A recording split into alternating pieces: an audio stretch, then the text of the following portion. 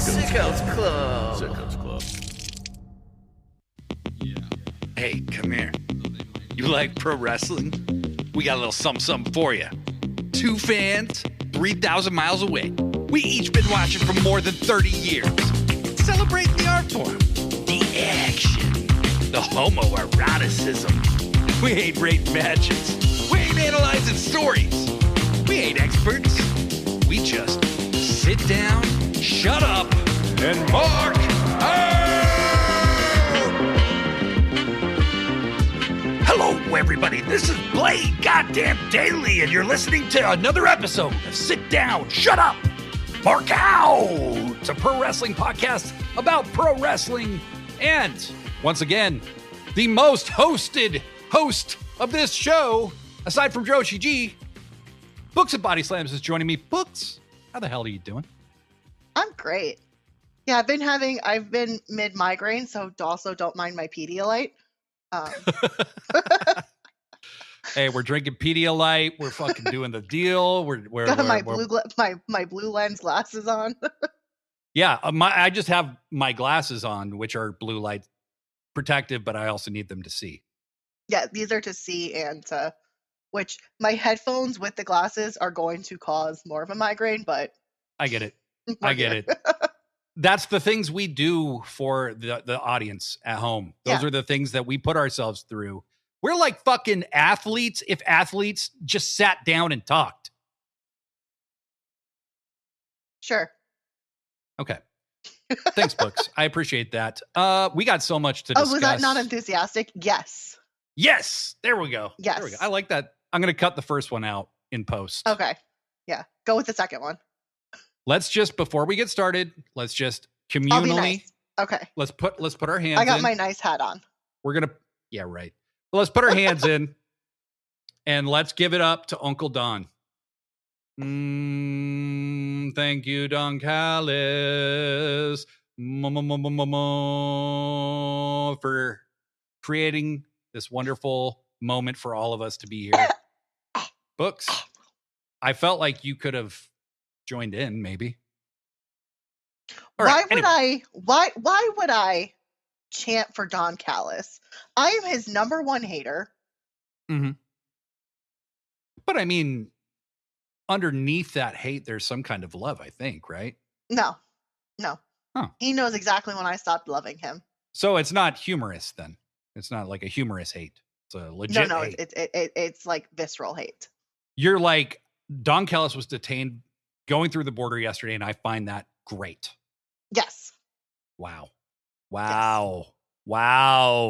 Team Babe. Kenny every single time. You know what? In it, Bab. Thank you. Praise be to Uncle Don. That's right. Because you know what? Joshi G and I were... Church of Kenny Omega. Like, what do you think I'm going to do? But see, the polarization is the whole problem with society now. Like, if you love Kenny, you can't love Don. But you can. I do. I'm wearing a Kenny Omega shirt right now, and I love Don. It's possible, is what I'm saying. Give it some thought. Would you try? I'll try. Okay. Books, before we dive into all the red hot homoerotic action that occurred this week, which, of course, it occurs every week. We got to talk about Brody King and the nature of wrestling news.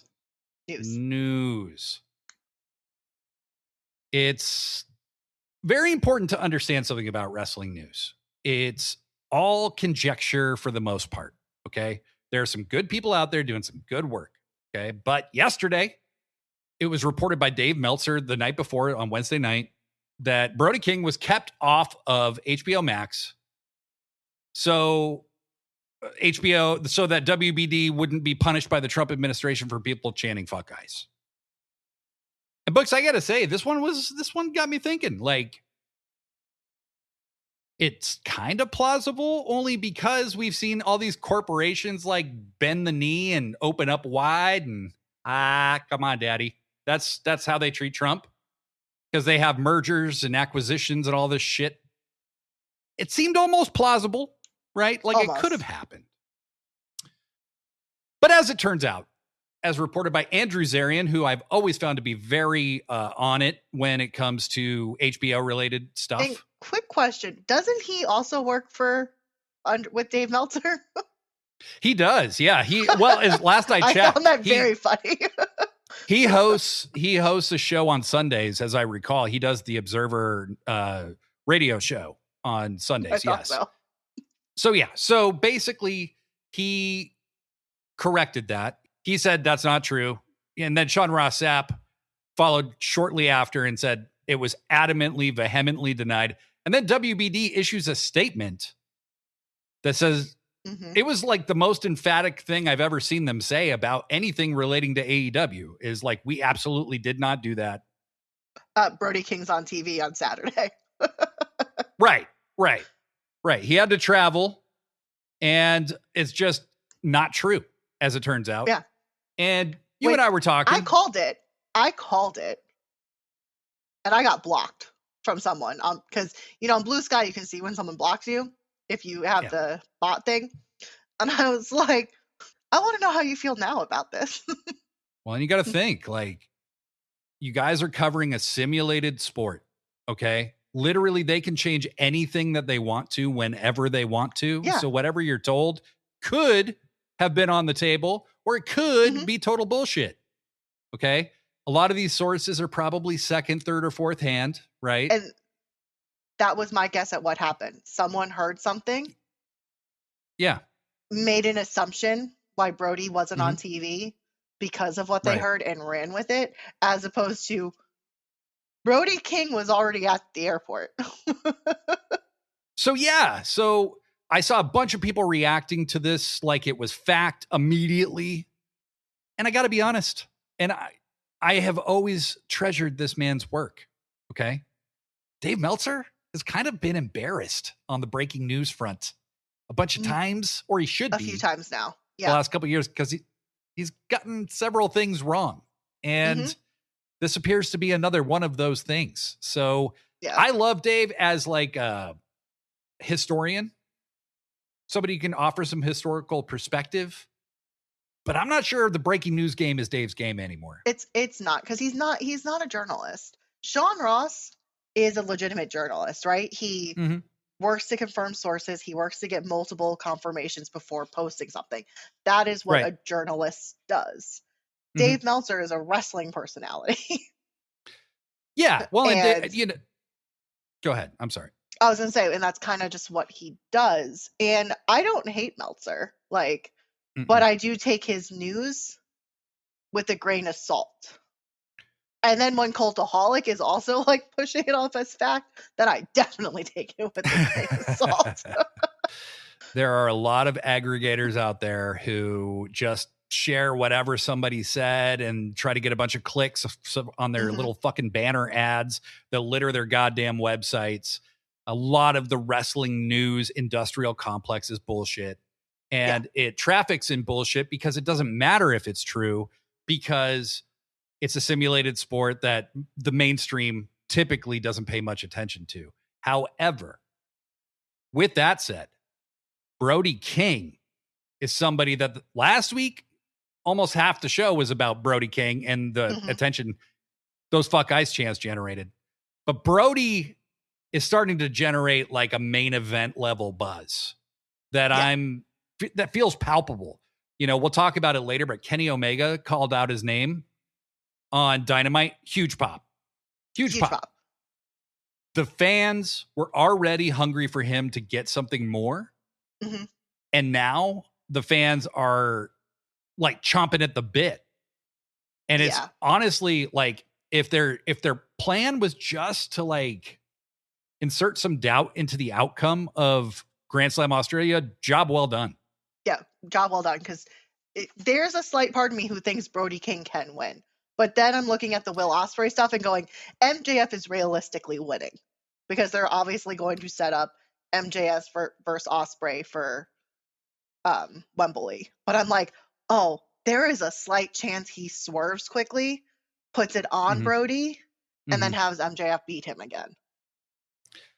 I think that there is So, like, when this match was originally made, I'm like, oh, Brody's totally losing, but he'll look great like Bandito did, in loss.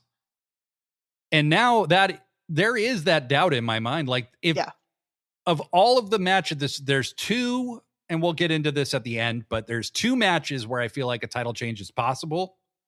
And this is one of them. And that is the absolute opposite of what I would have said before. So, yeah, who knows? Let's get in the chat for a minute. Bleary Line 7. The thing I will say, given the Trey Miguel situation, it's not like otherworldly to think that WBD would have prevented someone appearing, but it did not pass the sniff test one bit. It just seems like such a unproductive decision if they did that. Yeah. You know what I mean? Well, here's my thing. When people bring up like Jay Briscoe and Trey, I'm like, they were kept off because they actually posted negative stuff. Like, versus like Brody King is standing up against fascism. Yes. Yeah, it's this weird like thing, but like I kept saying there's something fishy about this. It was the timing of it. Seeing all the negativity about another company made me 100% believe that there was something fishy about this. Because they were definitely trying to hide WrestleMania tickets going on sale on discount today. I'm sorry, there's a holiday sale for WrestleMania tickets. Because is there really? Yes. Wow. The stadium posted it. Wow. It's 20% off for the holiday. So that's why there was something fishy about it the whole time. That's, I guess, the lesson here is like wrestling news is suspect at best. I think Fightful does a really good job of holding off until things are pretty well confirmed before they report most things. Yeah. But I've seen them get a couple things wrong over the years, far less than most. But what I would say is before you give those instant reacts, like make sure these things can be confirmed by more than one person, maybe. Yeah. And don't block someone for just being like, can we wait and see what happens? Right. Well, I mean, some people do, and then they're kind of dorks. I mean, I would have to say dorks. But yes, I think Brody is hot right now, and I think that there is some chance that he wins. There's a very slim chance, and I'm worried because I think a lot of people have fantasy booked themselves into a frenzy. Yes, because he is so hot that if he 99% chance that Brody King is losing, right? Like, yep. People are going to get very angry and think that it has to do with Warner Brothers when Maybe. It was always bound to have happened. Yeah. If I was Tony, I'm swerving. I'm going to put it on Brody for a week or two. Keep getting those new eyes in by someone like Brody being men's world champion and then having MJF beat him. Or have Buddy Matthews return and turn on Brody and cost him the title. Which is honestly what I think might happen. In his home country. This is why I was like, they're there early so they could practice Buddy Matthews returning in ring and not breaking his ankle. Could be. He's been out for an entire year now. That's insane. A year. So, as we said, not all wrestling news is bad. There are very few people I would consider journalists, but I do think that Dave Meltzer has his value, but I don't think that it's necessarily in breaking news these days. Yes. So rating matches, except for women's matches, yes, he's great. Yeah. But yes. For me, it's mostly about Dave's historical perspective that I find the most value in him because he does make a lot of good points when it comes to that.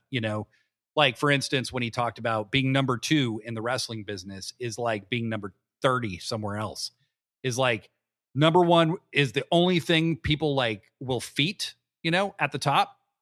And WWE is so entrenched there that it's always, they're always going to be compared to WWE, whether it's fair or not. It's never been fair, but they've always been compared to them. And for Tony Khan, you don't want to tamp that down because it gets people talking about AEW and keeps people invested. Oh, maybe I'll check out this number 2 promotion, So a lot of new eyes came on AEW this week. So.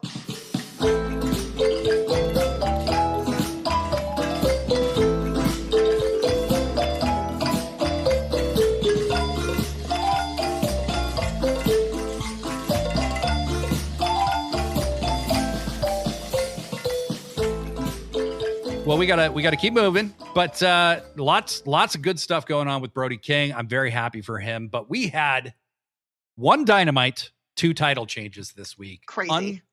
Crazy. It was this particular episode of Dynamite. You know, I don't say it's a top 10 Dynamite anymore because I've lost track of how many Dynamites I would rate top 10. It's definitely more than 10. And this wasn't top 10 for the year so far. Yeah. Yes. Hey, that's a good rating system. I like that. Top 10 for the year so far. Yeah. So this week's episode was dense. It was loaded with character development, incredible wrestling, and 2 title changes, one of which absolutely blew my mind. And I'm really not sure if the title has changed hands twice ever on a show. I don't think at least in a Dynamite.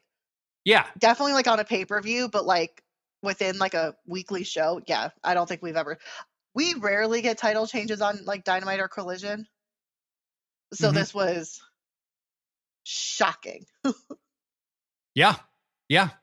Well, and especially because of the placement of everything, Fletcher and Tommaso Ciampa were in the first hour.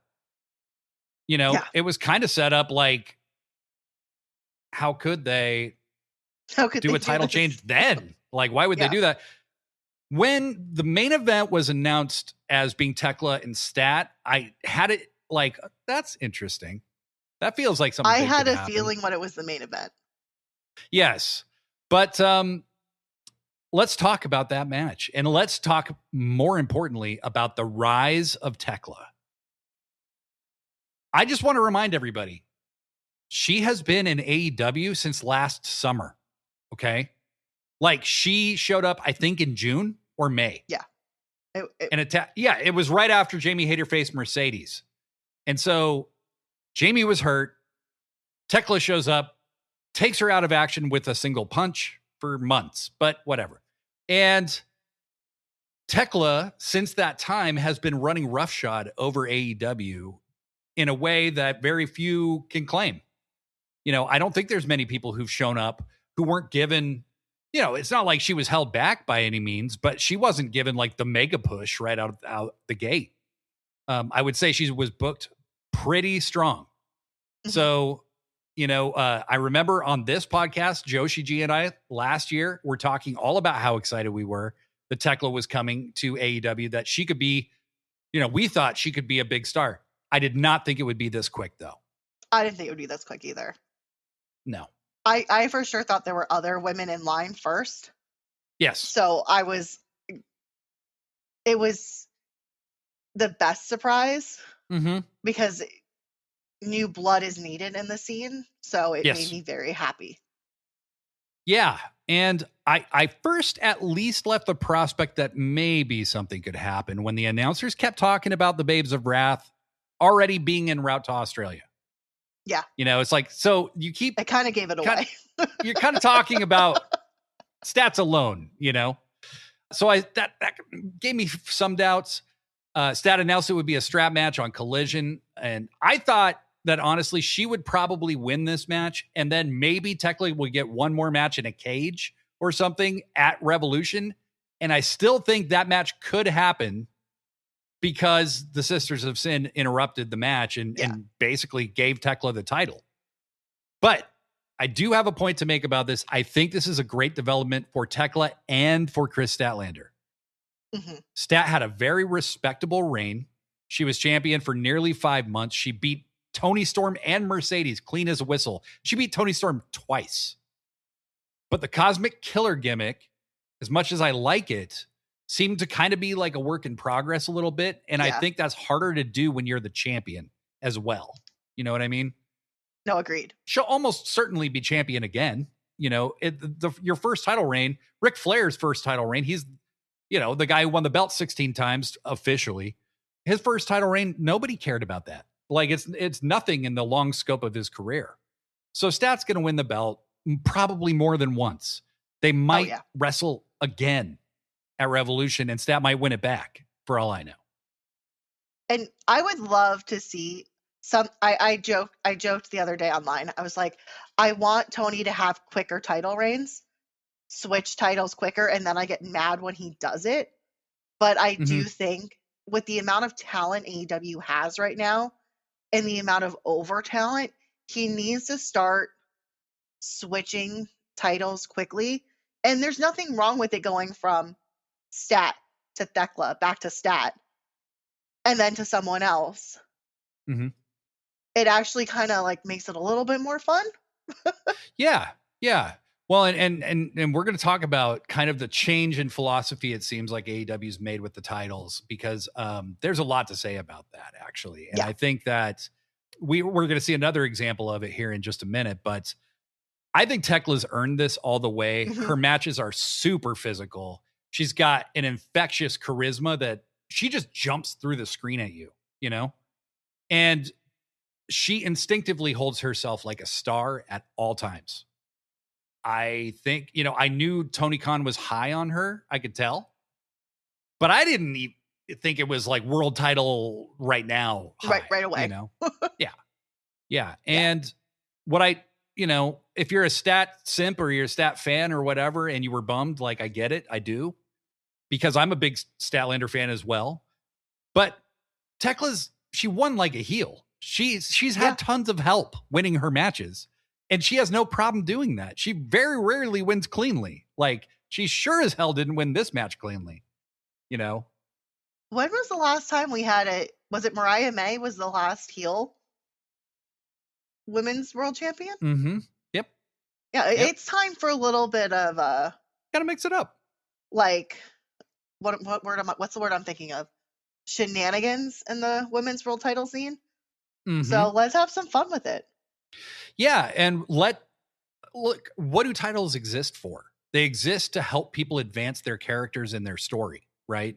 So Stat losing now helps advance her story. Where does she go from here? Does she get an immediate rematch? If she does, cool, that's fine. If she doesn't, she can kind of go through the tumult of not being champion and doing what it takes to get back to the top of the mountain.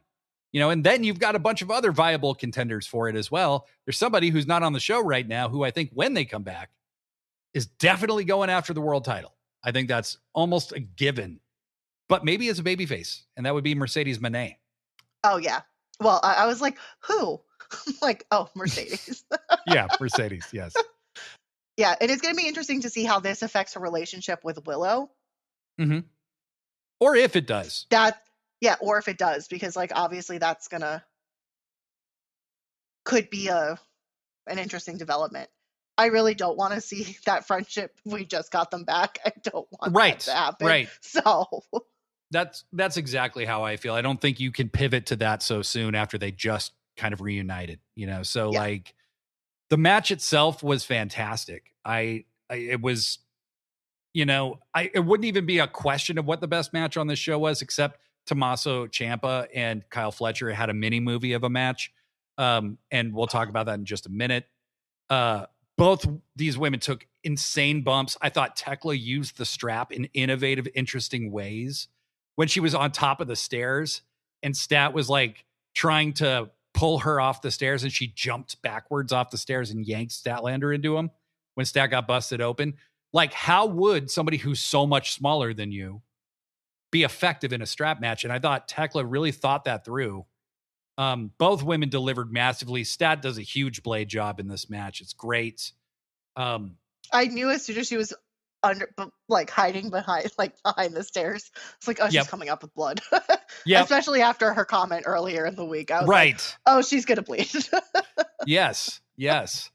And the Brawling Birds, Jamie Hayter and Alex Windsor, made the save after the match, because the Triangle of Madness, the Sisters of Sin, after helping Thekla win, which is funny. I always find it funny when people do stuff like this. It's a no DQ match, right? But they run out and distract the ref like they have to. They don't. They could just run right into the ring and stab her if they wanted to, apparently. And instead, Sky Blue's distracting Aubrey, and Julia Hart really just distracts Stat from doing anything to Thekla. And it's long enough for Thekla to get her bearings. She spears Stat. Then unfortunately, the camera got way too close on the fact that Stat's hands weren't really bound very well. And then she does that curb stomp on Stat, pins her. The Sisters of Sin and Thekla are beating Stat up after the match, and the Brawling Birds come down to make the save very late. Very late. Very late. But I mean, my first reaction was like, oh my God, this rules. And I was watching it with some people who had the exact opposite reaction to it because they're such huge Stat fans. And my words to all of them are like, hey, that's pro wrestling. That's good pro wrestling. Like, you want your favorite to win, right? Yeah, you do. Like, I still have like mixed emotions about Hangman losing, but like, while looking at the men's title scene now, I'm like, oh, it makes sense. Yeah. And, you know, it'll be Stat's turn again. She's like, I don't even think she's 30 yet. No, she's young. Like, girl has her time, and the birds were busy drinking. Yes. Always never in the chat. Nice to have you with us. Stat has gone through quite a few different incarnations, and this loss will hopefully give her a bit of fire, a bit of renewal, maybe take a little bit of time off, maybe a month. Who knows? You know, I still think it's highly possible because neither Thekla or Stat is going to Australia that they're wrestling again at Revolution and Stat wins. I think that's entirely possible. Yeah. Kind of make it like a best of three. They one keeps beating the other and have fun with it. But I do think Stat needs to.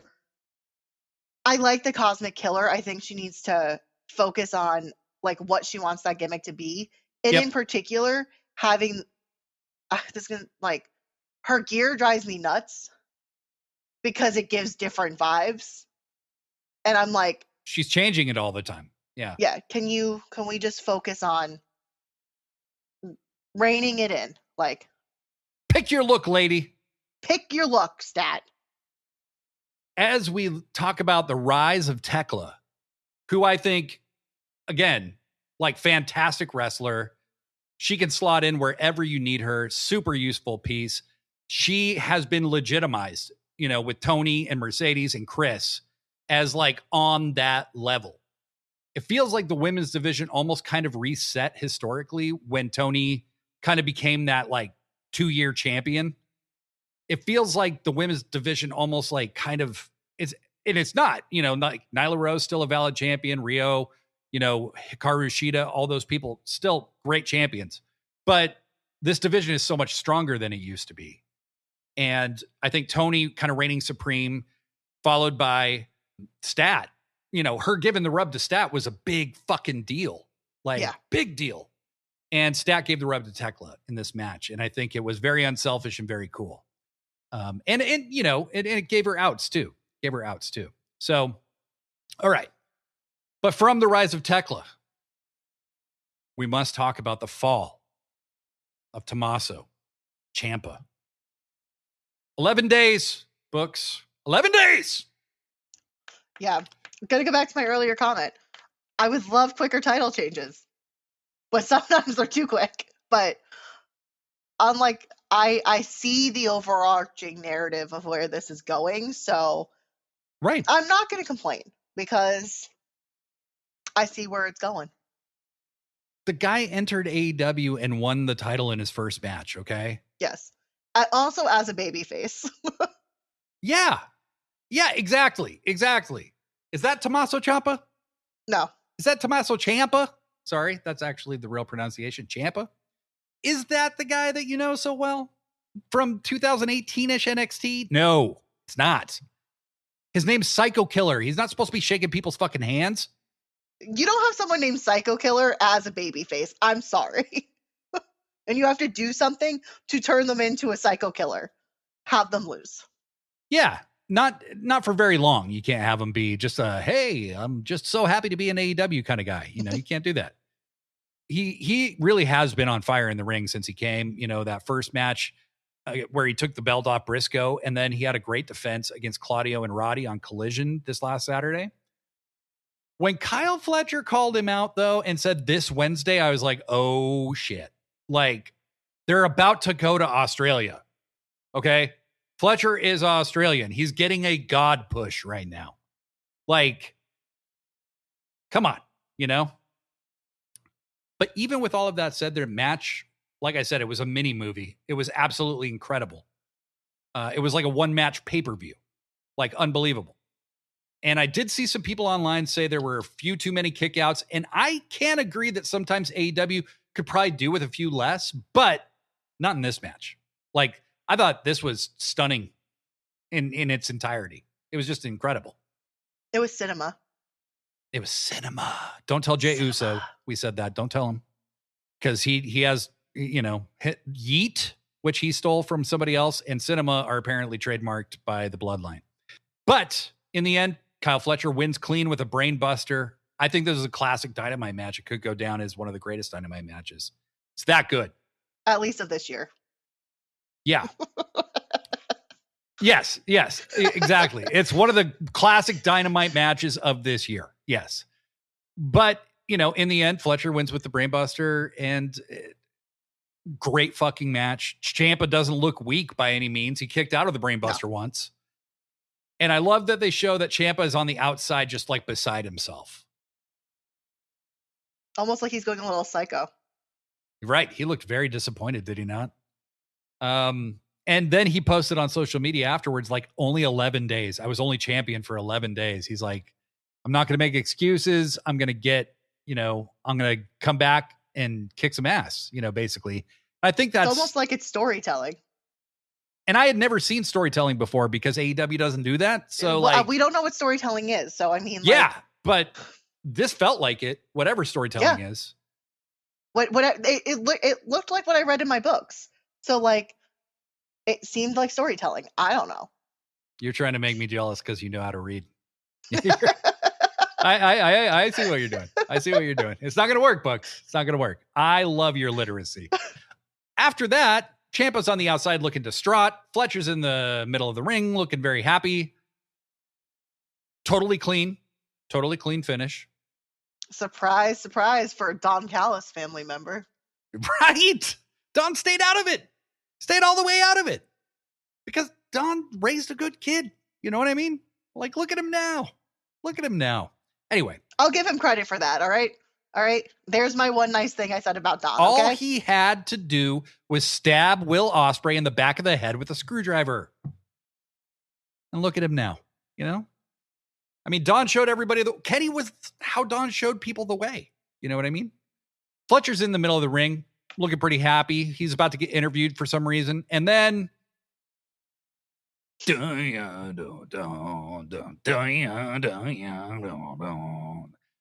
fucking Mark Briscoe comes out. Now look, I love Mark Briscoe. Mark Briscoe's my guy. He's my boy. He doesn't even know me, and we're boys, okay? Like, I love Mark Briscoe. But I looked, and this will be their 7th match in 14 months. That's, I love Best of 7, but it just feels like any chance they've gotten, they've done this. I love Best of 7 too, if I know that's what it is. Yeah, this was never advertised. Not match by match, where it's just a Best of 7, and them again. Okay, that's how it starts. You're like, oh, they're doing a rematch already. Okay, all right, cool. And then meanwhile, we're still waiting on number 7 for another feud rivalry. What are we talking about? Okada and Kenny. Oh, yes, we are. I think it's going to happen. 6 right now. I think it's going to happen. No, I think that's going to be 8. Never mind. We're on Best of 8. Yes. So there's a tie. There was definitely a diverse array of opinions. Kyle Fletcher did say this has to be the last match. Yes. I absolutely agree. And he did say that before, I think. But I think Kyle Fletcher's going to win. It's a ladder match. It's going to be fun. These two with a fucking ladder. Mark Briscoe's insane. And he has no sense of self-preservation whatsoever. So that's always fun to watch. Guy's willing to kill himself for the entertainment. So thank you, Mark, for that. A couple comments here before we move on. Oh, Bleary Line, good point. I don't think that was storytelling. The promos weren't 30 minutes long and no one said family 17 times. I mean, fair. That's a good point. It's interesting. I had someone comment that like newer fans of AEW have been disappointed. I said, "Oh, I'm sorry, because you don't have 30-minute promos to explain stories. You actually have to pay attention. What stories have you been disappointed at since you've started watching? Because I can't tell you the last time I was disappointed in an AEW story. It's it's just an entirely different way of watching wrestling. And for me personally, I got kind of soft shoed into it because I was familiar with New Japan and Ring of Honor and all these other places. Tony's kind of like borrowed a little bit of this, a little bit of that from, extensive knowledge of ECW, all these things that I know Tony's very inspired by. So it made sense to me. But if all you've ever watched is WWE, AEW may not hit for you. And or you may need to give it a minute and just be patient with it, because when it hits like crack. It hits, yeah. Yeah. And don't watch New Japan then, because New Japan does not have barely any promos, I feel like. Yes. So Too Fat to Cook, first time chatter, longtime social media pal.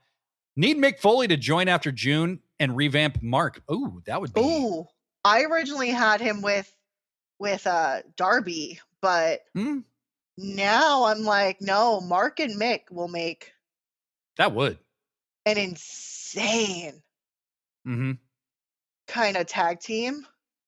Tommaso Ciampa is going to be fine. This is a way just to simply establish who he actually is versus the kind of quiet, stoic guy that you've been seeing. This is the guy we're about to see who he really is. It was smart. You have him come in as like you knew he was going to get massively over, right? While coming in,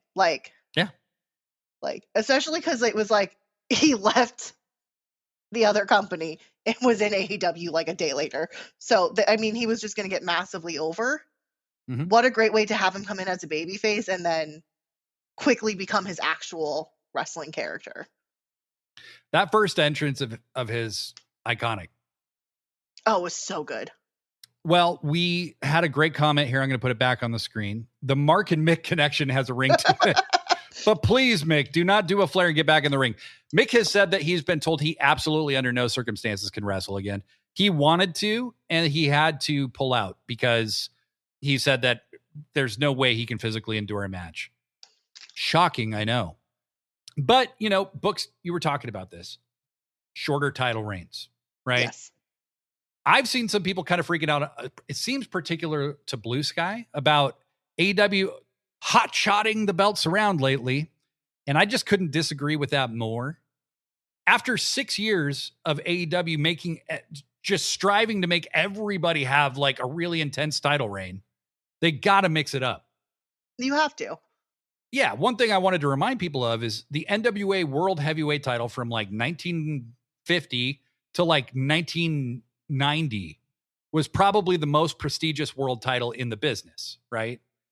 And Tommy Rich won it from Harley Race for 1 week once, and it still felt prestigious because it was mostly on, great wrestlers who made the belt feel prestigious. But you got to move those titles around. We don't need every champion having a 6-month title reign because what it does, and we saw this last year, is it creates a log jam of other talent who just never hold belts. And by having those titles move around more, you make the show feel more unpredictable, like anything could happen. And you make the longer title reigns feel really special, like the next person who holds the men or women's world championship for almost a year. That's going to feel like a huge deal. You know what I mean? So you got to move them around. Yeah. When you look at the men's title scene right now in general, especially the men's world title, you have Kenny Omega, Brody King, MJF, Swerve Strickland, Hangman Adam Page, and Will Ospreay coming back into the scene. You have 6 legitimate contenders who you are going to want to put the belt on. You're not going to take 6 years to put the belt on all these guys.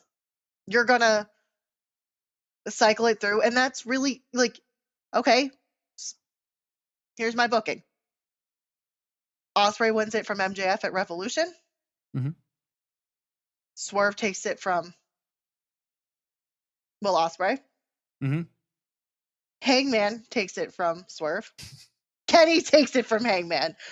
And you ended the story of Hangman and Kenny like that. With Brody King in there too.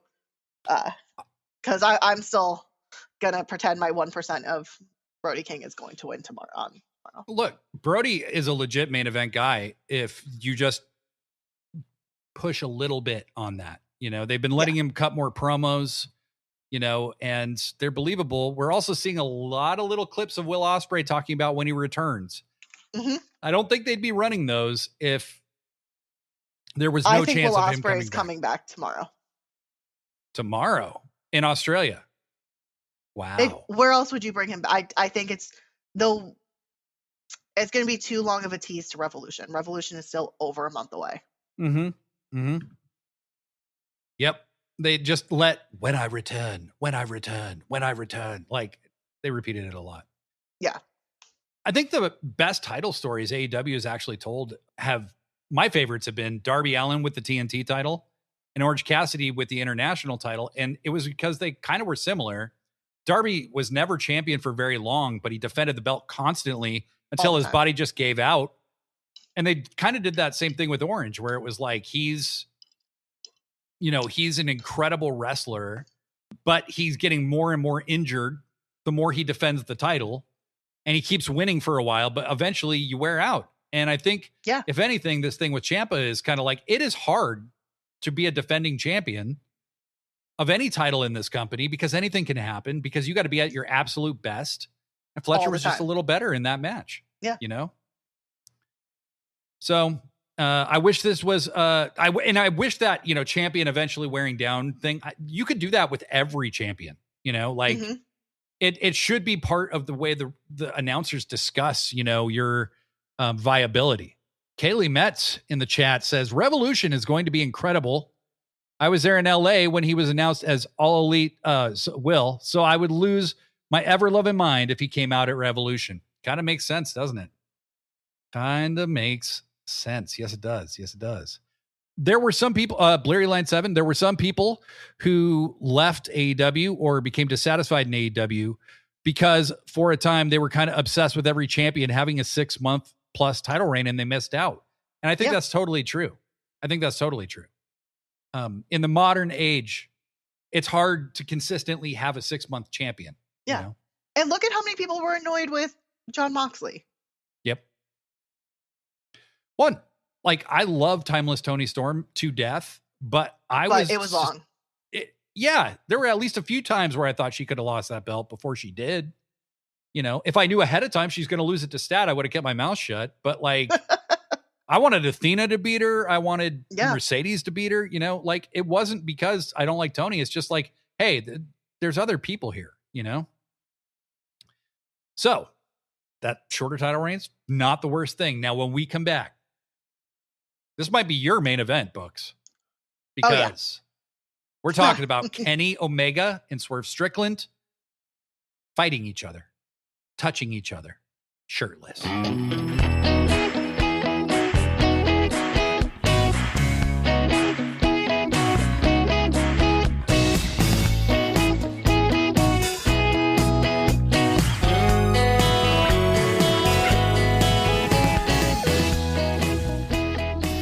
Well, Books.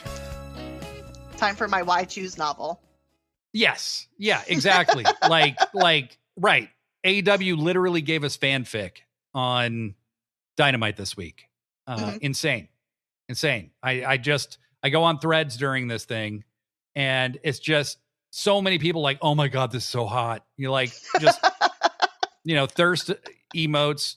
Joshi, who's having a hard time even watching wrestling right now because she's literally raising a newborn, went and watched it the next day on YouTube and was like, oh my God, I can't believe it's so hot. The harem's still going strong. We will never die. Nope. Church of Kenny Omega for life. Yes. We were promised Kenny in a Swerve face-off. Now, I have been so wrong, famously so wrong about kind of everything regarding AEW for a long time about where things are going, right? And happily so most of the time, because it's nice to like kind of have the wool pulled out from under you, or the rug pulled out from under you, and it makes sense still, you know? Like if you can swerve me and make it make sense, that'd be great. But one thing I noticed was that Swerve was giving Kenny the stank eye when it was Kenny, Hangman, and Swerve in the ring, right? Yeah. It was impossible to miss. Kenny is Hangman's other boyfriend. Right. Like this is drama written all over it. Like, Yep. This is heated rivalry is what this is. Speaking of, I just bought that book. It's like literally right there. And so the week before, Swerve got beat by Andrade with a low blow, right? And Andrade was going to try to stab Kenny in the head with a screwdriver last week. And Swerve came out and took the screwdriver away, but it still distracted the ref. And Kenny still lost the exact same way Swerve did to Andrade. Andrade is wrestling Hangman. The winner of that match will be in the main event of Revolution. And Kenny and Swerve are left on the outside looking in, right? They got into a bit of a pushing match after all that. And they are brought out. And Swerve comes out and Kenny comes out. And Swerve takes the mic first and basically immediately kind of talks about how Kenny was really great. But then he got hurt. And Swerve even kind of sounded like a heel during this to me. He did. Swerve is the heel in this. And what happens when I get to the top? You're not even, where are you? You know, it's like, obviously he had diverticulitis. Like, he almost died, Swerve. He almost died. Yeah. And then he goes, you're scared because us younger guys have already surpassed you, Kenny. We've lapped you. Kenny Omega. You were talking to Kenny Omega. Look, I love Swerve, but you were talking to Kenny Omega. So disrespectful. He was like, disrespectful. I love Swerve, but in that moment, I think I hated Swerve more than I hated Don. Whoa. It made me very angry that Swerve brought out that emotion in me. Yes. No, I understand. Swerve said, yeah, and this was the first time I've heard a crowd boo Swerve. There were some legit, like, it wasn't the whole arena, but it was like enough people in the arena for it to be noticeable. And Swerve just goes even harder and says Kenny was basically an asshole for calling himself the god of pro wrestling. Swerve says it's great that he's feeling better, but he isn't stepping in front of Swerve, and accuses Kenny of using his EVP powers to do it. And then Swerve says he already had to deal with 2 jackass EVPs, and he's not going to stand for another one taking his spot, which, by the way, I believe that's called storytelling. I think that's what it is. Again, I don't know how to read. I think I read enough. I would say that's storytelling, but it wasn't a 30-minute promo. So yeah, it's hard to know for sure. Fantastic storytelling here with Swerve having a realistic motivation. Like, oh, you're friends with the Bucks again. I just fucking had to, those guys tortured us last year. Where were you? Kind of thing, you know? They sent him out in a stretcher, Swerve. Did you forget that? Because I haven't. I wrote a nicely worded letter to AEW.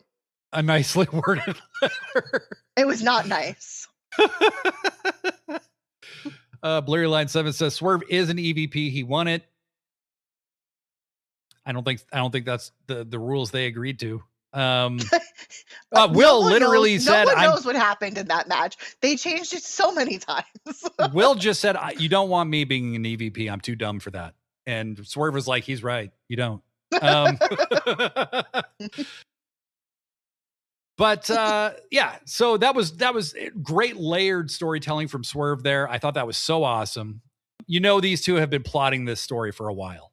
Oh yeah. And it's just like the simple eye and looks that they were giving each other during the Hangman segments. I was like, this is going to be this is Tony Khan is booking for the book girlies right now, and yeah, I'm not going to complain. And then Kenny, showing why Don Callis stabbed him in the head, said he never called himself the god of pro wrestling. The fans did. Uncle Don did, Kenny. You were a heel when he called you that. Right? See, this is what I'm talking about. And I love Kenny. Okay. I love Kenny. But it wasn't the fans. We're idiots. Don called him the god of pro wrestling. Then we took it from him. So Kenny's definitely playing the more like white meat veteran babyface guy here. And then he says Swerve calls himself the most dangerous man in AEW, but he disagrees. He said he thinks Brody King is the most dangerous man. Huge fucking pop. Huge pop. Kenny's like, I'm not looking for a match. I'm looking for a fight. And then Swerve gets back on the mic. He said, you want to fight? I'm going to put you back in the hospital. And this time you're not coming back. Kenny fucking slaps him. Swerve turns around and very slowly takes his like coat thing off. They get into a fucking brawl. This is what I want to see. Okay. I don't want Kenny and Swerve just like playing nice, doing technical wrestling shit. Okay. Yeah. See, that's right. You got to cool off a little bit. They get into first of all, you forgot that Kenny said yield. It was either like shut up and yield or yield. And yeah. Yeah. And so they get into a brawl that goes all over the arena. They end up on the stage. Kenny V-triggers Swerve against the LED board. And then Kenny's like turning around, looking at the crowd like, oh, yeah, yeah. And when he turns around, Swerve spears his ass off the stage. They both go through a fucking table. Holy fucking shit. Holy fucking balls. What the fuck? Oh my God. See, and now I'm going to be a hypocrite because if Tony Khan was going to give me 7 matches of them within 14 months, I won't complain. No, because it's Kenny and Swerve. There's a difference. This is going to be incredible. Mm-hmm. I think we're definitely going to see a cleaner version of Kenny, though, coming. I think they're both going to kind of be on the... Because that yield comment was and the slap was very heel behavior, but so was Swerve.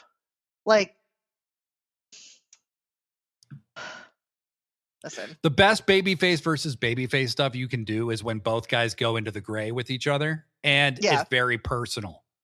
Yeah. That's the best what we're babyface stuff. Yes. Yeah. And they showed you in this one segment. That's what you're going to get. This is how the show started, by the way. It's like, what? Yeah. What's happening here? I don't know how. It was hard for me to pay attention after that because all I was thinking about was like, I wonder if I could write some weird fantasy morally gray story about Swerve and Kenny and kind of have Hangman in there too, being like a jealous ex who's burning down people's houses. Well, and you notice Kenny made reference to Hangman like he's my friend, right? Like he's he's got some experience burning houses down, burning your house down, so. Yeah. But we all have to admit, it was very nice to hear Kenny refer to Hangman as his friend. This has been a long journey. It has. It has. Hearing him say "my friend" just made my little BTE heart very happy. So. Yes. And so they announced later in the night that Kenny and Swerve are facing each other next week on Dynamite. I don't think that's going to have a conclusive finish. Or I feel like it's going to be a draw. Or somebody's going to do some shit to cheat or something. It'd be very funny. So he brought up the Young Bucks, right? Mm-hmm. What if the Young Bucks come out and cost Swerve the match? What if they do? Because I think there's a very realistic possibility of that happening. And I think that they're going to have some kind of crazy match at Revolution. All right. Oh yeah. This is all to lead to Revolution where they're going to put them like in a steel cage match. I think it's going to be a Texas death match. Kenny. You think Kenny's going to go Texas death already? Yeah. I mean, but then again, Kenny played us for a whole year that he was still on death's door. So, I mean. Can you imagine Swerve stapling his gut? And I'm like, oh no, not the diverticulitis. Though I think that might send me into a coma.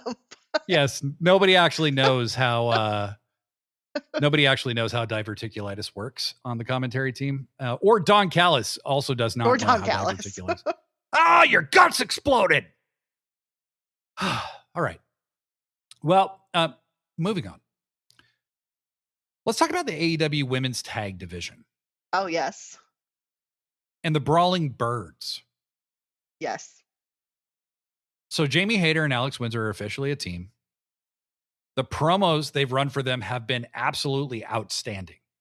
Love them. And This so is how different for women's tag teams.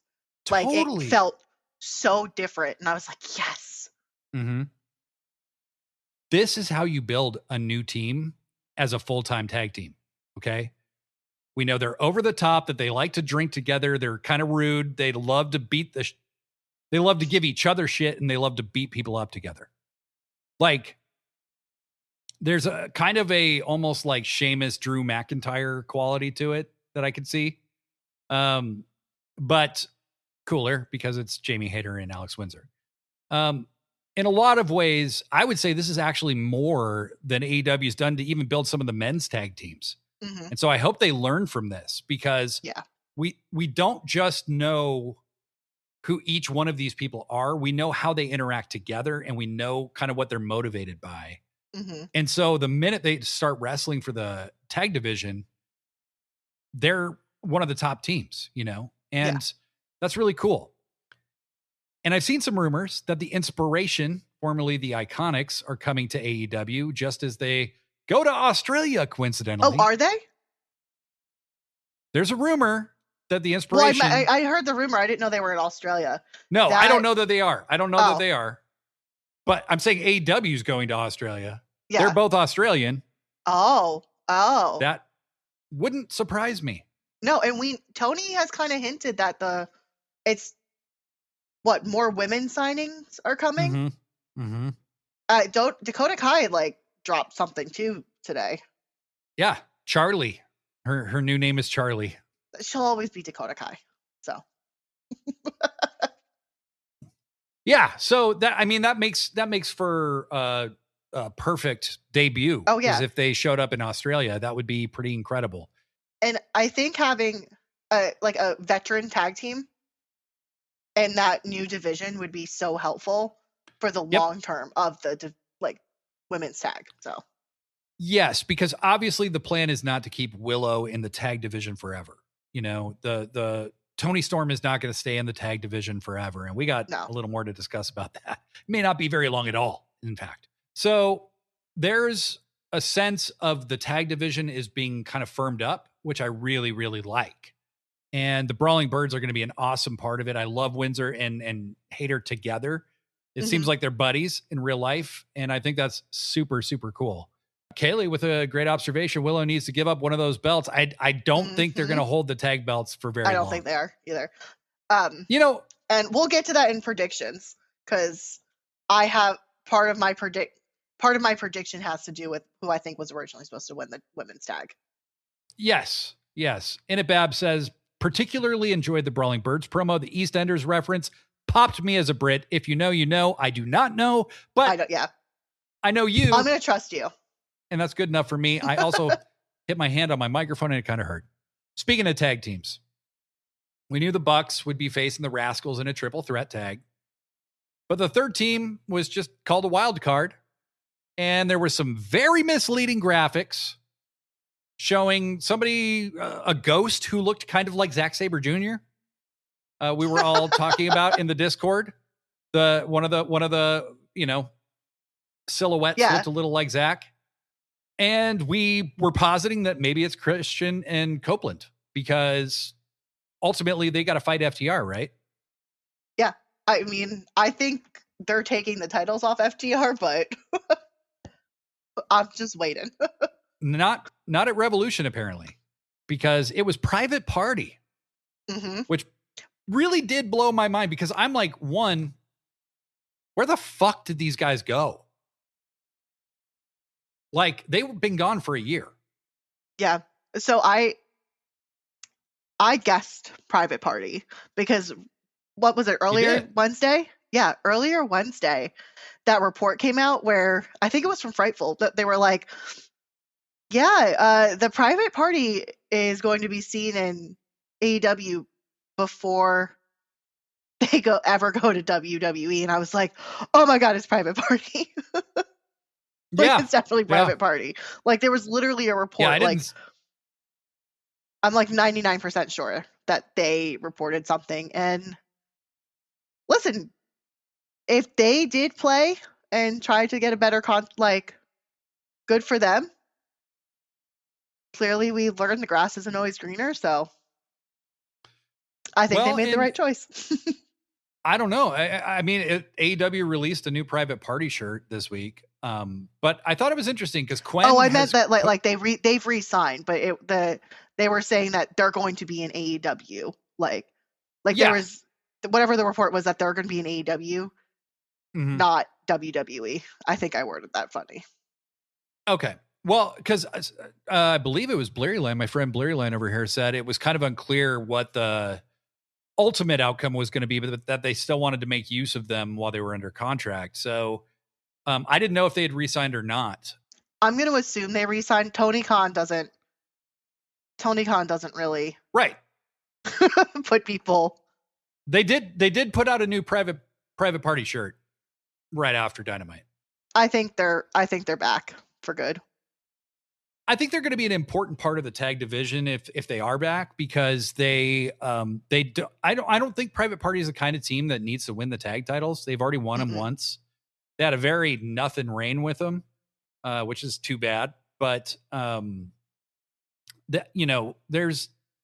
think they're just a great team to add depth to the division, and that's kind of how I've always seen them. I see other teams as being somewhat similar to Private Party, but better at what they're doing. And Mark Quinn definitely put on some size. So, he looked so different.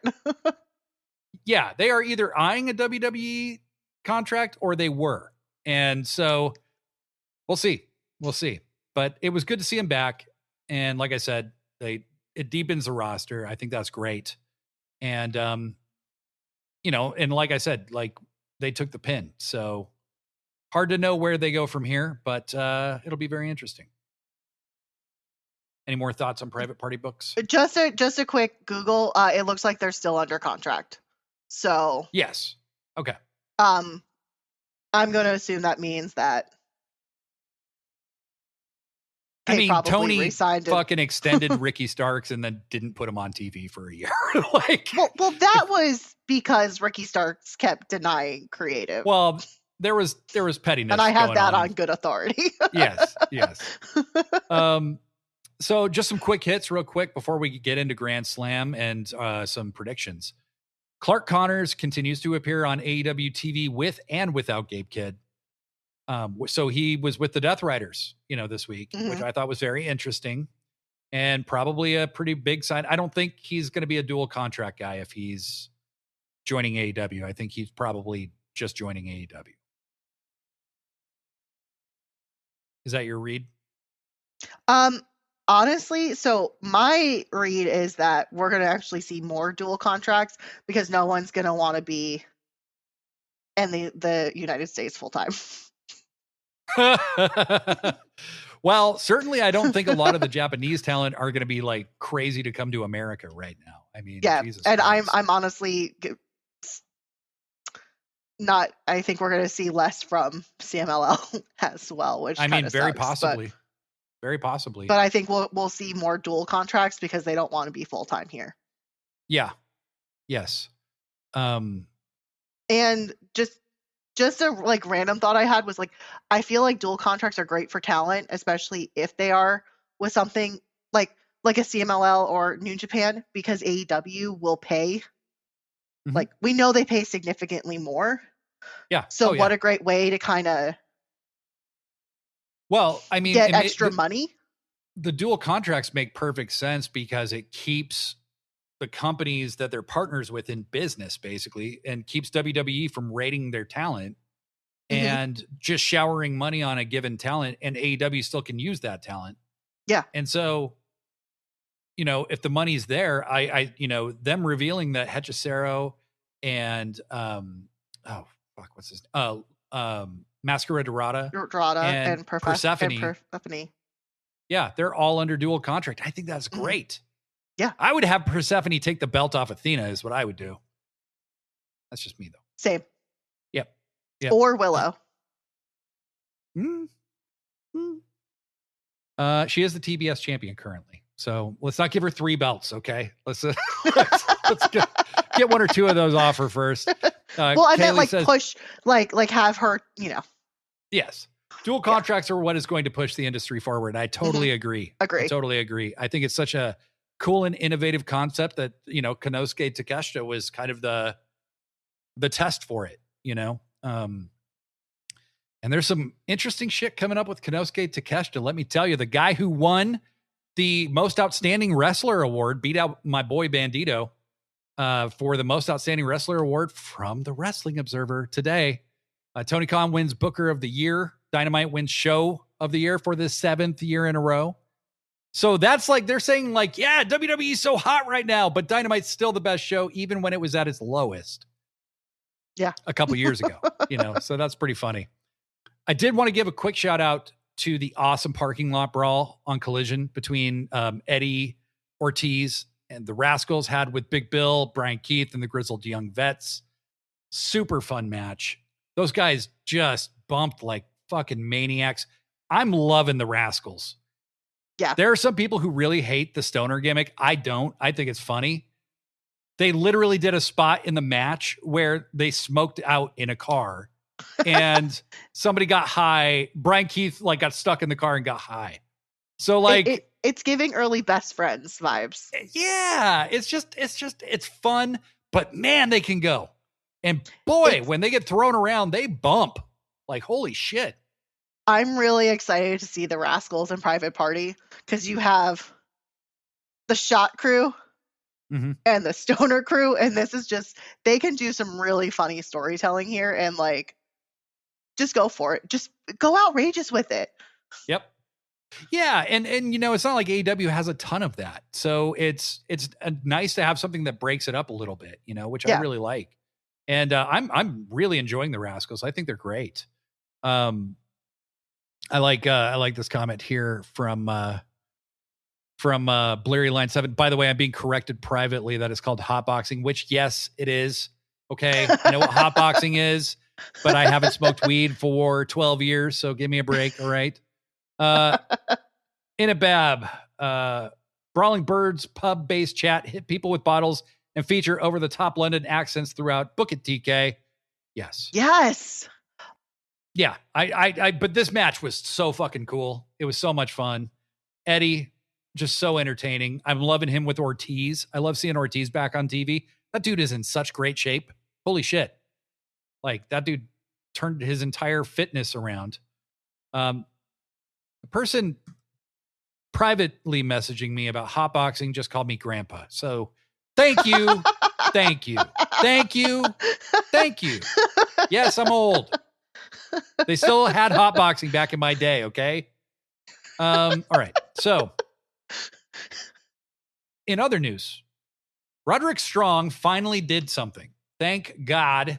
He turned on Orange Cassidy in the middle of their tag match, which Orange still managed to win. But Roderick is very, very much not part of the conglomeration. And he's made that clear now by abandoning Orange Cassidy in the middle of a match. Roddy needs something. I have a secret hope.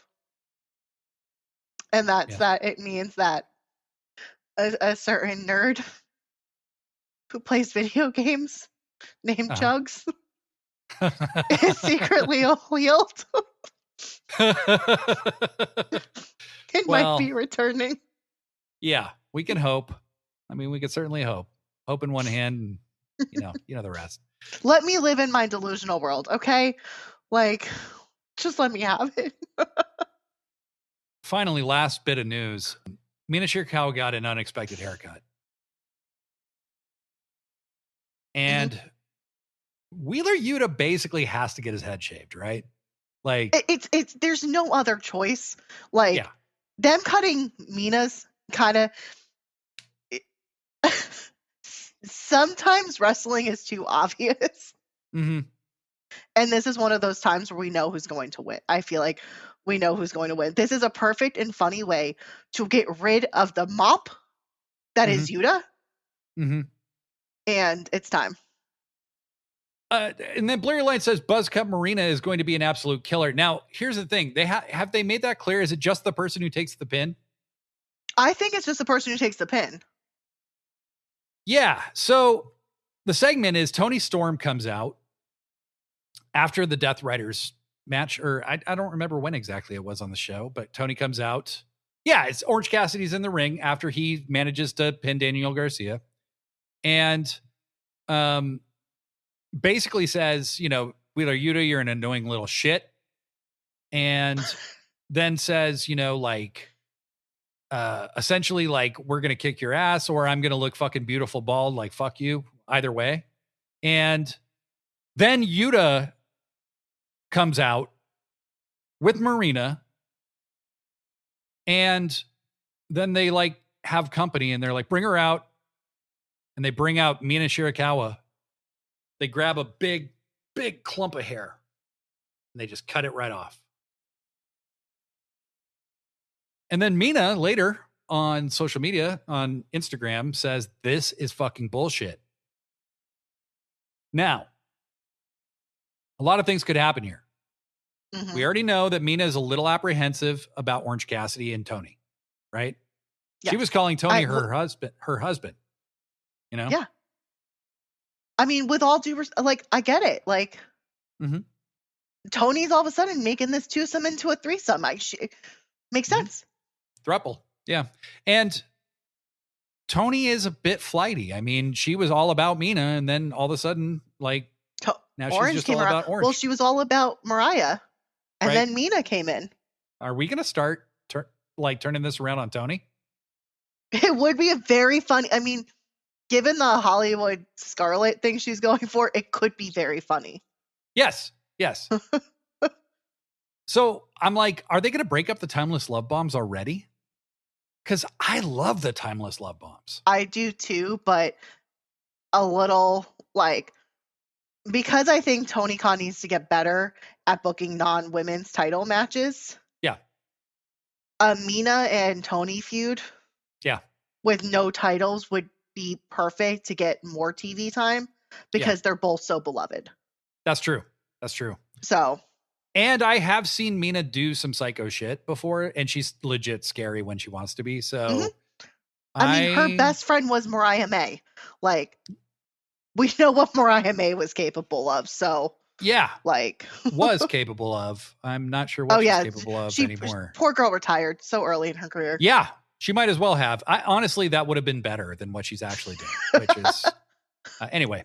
Well, she did fade away to mediocrity. So yes. Yeah. I know that's her, like, CM Punk, the Jon Moxley Punk promo. Yeah. Tony basically cut one on Mariah, and I don't even think it was intended to be like mean spirited in real life, but it's going to follow her forever. All right. So when we come back, we are going to do a quick preview of Grand Slam, make some bold predictions, and yeah.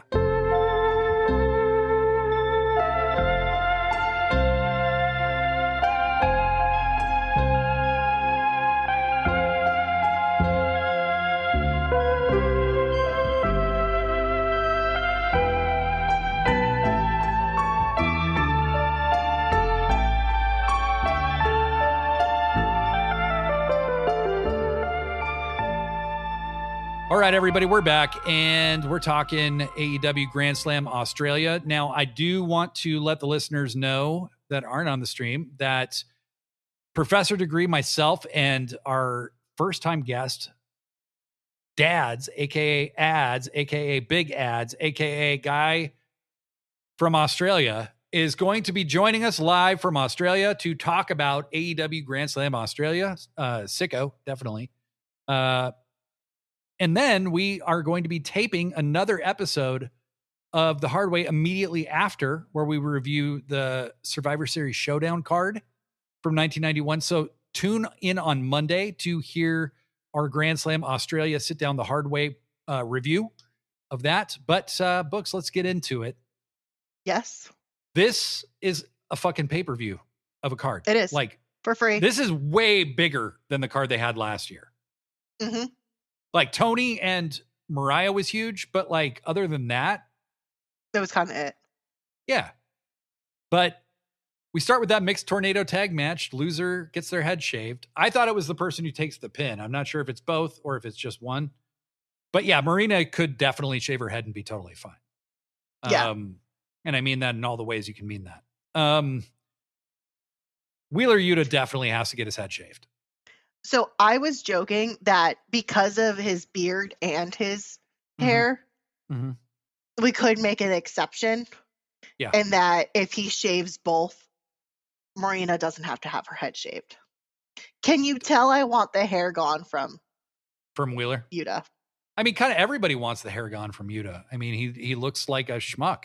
I mean, he just does. And I like long hair. It's gone way past emo into... Yes. Homeless. Like... Yeah.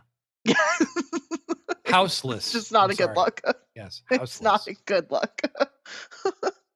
Who you got taking this one? I got Tony in orange. Yeah, I have Tony in orange. I think this is all a play to... I think this is a fun... I think Yuta wants a haircut, and this was a fun way to do it. Yes. Yes. He was growing the hair for heat, brother. And with the Death Riders kind of going babyface, it just makes sense to... Well, and that's the other thing. So, like, what the fuck is going on with the Death Riders? Because Mox is acting like a babyface. No one else is. But Mox is. And so, yeah, they've got to find some way to bring the rest of them back to the babyface side or not. I don't know. Shave Yuta's head, and that would at least make Yuta more likable. Yeah. Or, like, give him some character development, you know? The winner challenges for the men's world championship at Revolution. We're going to get Andrade El Idolo versus Hangman Adam Page. I'm excited for the match. I think it's going to be great. Both these guys are amazing. I think the winner of this match will tell you who's winning the main event, probably. Yes. If somehow Andrade wins this match, I think there's a much better chance Brody beats MJF. Yes. But if Hangman wins, I don't think he's fighting Brody. I just don't. I don't think he's fighting Brody. They're not going to do the two most outspoken members and put them up against each other and make the crowd absolutely angry. But totally. I mean, I can also just see Andrade winning it no matter what. But Andrade versus MJF in the main event of Revolution? I don't know. Listen, I'm having a very hard time with my newfound love for Andrade. Uh-huh. But I can see it. Look, the women's viewership is way up right now. And it's up on all the episodes Andrade's on. So I think what we need to come together and have a talk, because Andrade is not a good person outside of like in his marriages. And here we all are like, oh, Andrade. Yes, I know. But what a Don silly said thing you did. Don said it really well. Is like, he looks like he should be on the cover of a romance novel. I mean, he did. He really does. He started a whole new gimmick for me. Yeah. Oh boy. The Continental Championship is on the line. Let me ask you this, Books. We've talked about it before, but how are you feeling about the Continental Championship? I think the whole idea... I think the unified title was completely fucking useless, but I think this was a way to get the title off of Okada without rushing into Okada versus Takeshita. I think Takeshita is going to beat Jon Moxley. This is the match where I feel a title change is probably most likely. And I think it's going to lead to Okada versus Takeshita for the unified. Yep. They're going to reunify because the titles. I still haven't given up the fact that Kenny Omega is going to have the unified. He's on the fucking belt.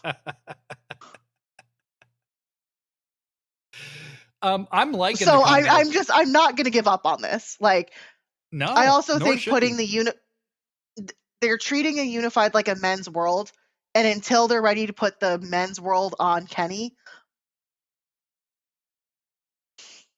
have Takeshita beat Okada. Takeshita becomes unified. And then you have Kenny versus Takeshita, or you do it the other way around, and Okada becomes second time unified. then because they're already teasing round 8. So then you have Kenny versus Okada for the unified. I think Takesha's going to take it from Mox. And my whole thing with Okada's title reigns, all of them, as the unified champion, as a continental champion, and even as the international champion, the dude barely ever defends those belts. Ever. It's time to get it off of him. And it's not his fault. Like, he wrestles a lot, but he doesn't defend the belts. And it's like, why is that? Like, why? Well, that's because there was all these weird stipulations with the unified, which made no sense. Yeah. But Tony got too cute by half, where it's like, well, since the Continental Champion won, it's going to inherit the rules of the Continental Championship, so no interference and blah, blah, blah, blah, blah. If that's like, if you're trying to make a pure championship for AEW, like, let the unified title be that, you know? But like, that's fine. But like, I think Takesha takes it and is finally, he has to actually fight Okada at Revolution. Either way, it's leading to Okada versus Takesha. Yeah. And something, they've been teasing this for way too long, and it's time. I also think Okada losing would be a great way to get Okada off TV for a little bit and let him.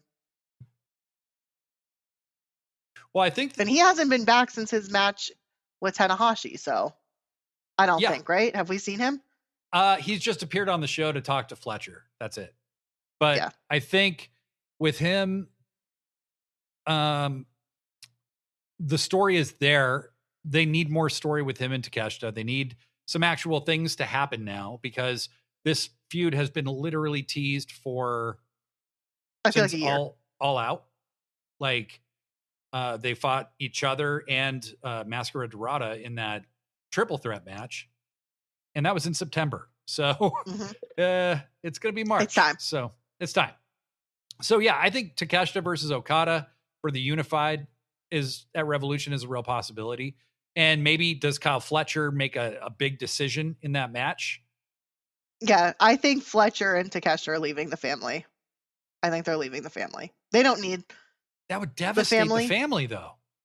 Yeah, but you know, the family has enough other talent now that I also think at the end of the day, Takesha and Fletcher don't need, like, outside of kayfabe, they don't need Don Callis anymore, right? They don't need that manager.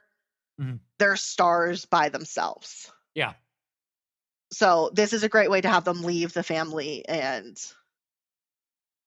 the thing though is, like, I feel like they've been teasing a Fletcher face turn a little bit, because he's going to turn on Takeshita and fuck everything up. Like, he is going to become a monster heel. And I hope that's what happens. I want Fletcher to stay with Don. Oh yeah, I think Takesha's leaving, but yeah, Takesha's definitely leaving. But it's going to be interesting. So I think I agree with you though. I think Takesha's going to beat Mox. We got a TNT title match in a ladder match. Mark Briscoe versus Kyle Fletcher. I think it's an easy Kyle Fletcher win. Yeah. On this. They're not having Australia. Him lose on hometown. Yeah. He's going to be a big baby face. They're going to cheer like crazy for him. You know. The women's tag title match. Megabad versus Babes of Wrath. I could go either way on this one, to be honest with you, because I love Megabad. Like, I wanted them to be the first tag team champions, and then Penelope got hurt. Yeah. But, you know, Babes of Wrath haven't been champs for a super long time, but they could lose them now, and it wouldn't be that big a deal either. So I could go either way. I'm going to go out on a limb and say Babes of Wrath are going to retain in this one for some reason. I'm going to go opposite. Okay. I 100% believe Megan and Penelope were supposed to be the first tag team champions. I think you're probably right. It was very obvious when they were gearing up for it, because their gear has been matching from the beginning. It's such a subtle thing, but when they started hinting at the tag teams, I was like, it's going to be them, because they've been the only ones matching. Yeah, that's true. And I think now that Penelope is better and able to wrestle, I think it's a good time to switch. I don't love dual champions. I don't either. And Willow then can only wrestle either tag or TBS, and it annoys me because now we already have such limited women on TV with AEW. Let's separate those titles now. I think that I think any tag division needs 5 or 6 teams to be really successful, right? Where it's like, that are getting consistent exposure. Mm-hmm. And to be honest, the men's tag team division hasn't even had that at times, where it's been very, very, the show has kind of become more trios and singles driven than it used to be. When you had the Lucha Bros, and you didn't just have FTR and the Bucks, you had the Lucha Bros. And like the last few years, it's felt like the FTR and the Bucks are kind of the standard bearers, and everybody else is kind of whatever after them. And because there's they haven't really pushed tag teams, or tag teams have been injured. Like AEW has had like such major, like, just like, I will never complain about FTR and the Young Bucks in a ring together, because I think that they are magic together. And I think you have heel FTR with 2019 Young Bucks. It's going to be a very different match than we've seen the last couple of years. But yeah. Fletcher offering Mark a title shot was definitely more babyface than he had previously been from Blurry Line. Agreed. Yes. I still wonder though. I mean, because one, he's going to be a hero in his hometown, so why not do it, for the Aussies, right? But then the other thing is, like, it has the feel of this thing Vince McMahon used to do, where he almost would convince you somebody was about to turn babyface, and then they'd turn harder heel. And I think in this case, that makes perfect sense for Kyle Fletcher, but we'll see. Yeah, we'll see. Like, you guys, come on. We want to see Fletcher and Takeshita feud. Like, that'd be amazing. I want to see Takeshita feud with everyone. I want to see Fletcher feud with everyone. I do too. I did get word as we were taping that Bandito had to pull out of an appearance. He's apparently injured for the foreseeable future. So, fuck. Well, that's depressing. Yeah, like, it's like they've had such a string of bad luck with their tag teams. Mm-hmm. I mean, we all know this is gearing up to you're not going to have the likes of Christian Cage and Adam Copeland on AEW without ever putting the tag team belts on them. No. Like, we all know where this is leading. You want their names in that lineage, Yeah. I mean, that's why you bring people like that in, is, Cope, his name is in the TNT title lineage. So is Christian, they will win the tag titles from FTR. I think that's almost a guarantee. Yeah. But yeah, I think so. Okay. So Takeshita and Moxley, we got Takeshita both. Babes of Wrath for me, Mega Bad for you. And then that leads us to the main event. Brody King versus MJF for the men's world title. I think we probably both agree that the most plausible thing is like Buddy returns and costs Brody and gets like mega heat, like just insane levels. I mean, it would be huge for Buddy, but my whole thing is like, is Buddy going to stay healthy? Because why give him this much heat if he's going to get hurt again? Like, well, he kind of got hurt on it was a fluke. It was a fluke. Like, yeah, he landed badly. Yeah. Everybody thought he was joking when he said he destroyed his ankle, like that. He was like playing up the small ring thing when that was like a whole thing. Yeah, but no, he like actually destroyed his ankle. He must have destroyed his ankle because he's been out for a year. So yeah, well, he's been teasing that he's been like ready. So it's even if he's not fully ready to be in the ring, that would set up a very great feud between Buddy and Brody. And because you have Buddy who's going to be like, you moved on without me. You joined a tag team. You did all this stuff without me. Yeah. That's great storytelling right there. So if he's healthy, and it won't make Brody look bad. And I think people will accept Brody's loss a lot more if it's because Buddy does it. Yeah. Whoever causes the loss, is going to get mega heat. So, Mhm. and Brody's going to be super over. Yeah. So, I mean, this feud has already done its job. I mean, if it were to end right now without this match, it's already gotten Brody over to a whole new level. So, you know, you got a future main eventer there in Brody King. He's main eventing this show with MJF. So in Australia. So you've already got that. I think there is the slimmest of chances Tony pivots and goes with Brody. I think There's a slight chance. Very slight chance. Very slight chance. I just had a brilliant thought. Oh. We all know the national championship is supposed to be defended at all the different promotions, right? Promotions. What a great person to put the belt on as the person who speaks up and is liked by all of the promotions. Yeah. Brody. Give him a national title run. Mm-hmm. And that way he can go to New Japan and CMLL and Rev Pro and all the other promotions. One thing is for sure, Tony Khan has, you know, they have said so many times that Tony Khan they can't make stars, blah, blah, blah, blah, blah. It's such bullshit. He has. Yeah. Look at Brody King. Look at Darby Allin. Look at MJF. Yeah, exactly. Look at Kenny Omega in America. Like in America. Kenny is not New Japan Kenny. He is AEW Kenny. And of course, this is all due to the performers as well. But like at the beginning of AEW, the known commodities were basically Pac, Jon Moxley, and Jericho. Thank God for those guys, right? Because they brought legitimacy with them. But a lot of people had no idea who the Bucks were. A lot of people had no idea who Kenny was, you know, or they had heard his name but never seen him wrestle. And so AEW's created so many stars, and they are just backloading for the future. It's insane. I said this, I don't know if it was last episode or maybe the episode before, but Tony Khan runs AEW like a sports team.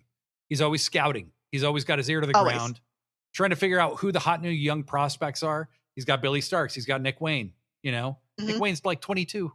Billy Starks is like 22, you know, like insane. Yeah. He's done a really good job. I mean, even when you look at someone like Toni Storm, right? Who's not 30 yet. Right. She just turned 30, I think. Yeah. Okay, she just turned 30. Like, and look at what she's accomplished. Like, that is still the future of your women's division. Yeah. Right there. Yes. Absolutely. Absolutely. And then, you know, you've got so many other people like Tony, you know, nobody ran with Toni Storm. And certainly nobody placed her in a position where she could pull off what she's pulled off. Nobody else saw that in her, you know, like, so between RJ City and her and Tony Khan, you know, unbelievable shit. Unfucking believable stuff. Orange Cassidy is a star and a mainstream wrestler, a guy who would be a meme wrestler anywhere else. He's like the meme wrestler who actually was a great wrestler, you know? So anyway, Books, where should the people go if they want to find you? I am everywhere except for TikTok because F that app right now. At Books and Body Slams. Nice. Yeah. So no, TikTok is definitely on the shit list, and it's probably not safe for Americans to use right now. Yeah. Find Books on her podcast that you have with. There's the Books and Beck show. Yes. The Books and Beck Don't show. Call Me Diva. At Don't Call Me Diva. Find her online. She's a great follow on socials. That's how we met. Quite a long time ago. Especially if you like seeing people get called. It's been forever, I feel like. I know. It's been a year and a half, but yeah. I feel like it's been longer. It's I know. It's definitely been almost 2, which is crazy. Yeah, especially if you like to see people get called out and get called trash. Come follow me. Until next time, I'm Blade Daly. And I'm Books and Body Slams. Pro wrestling forever.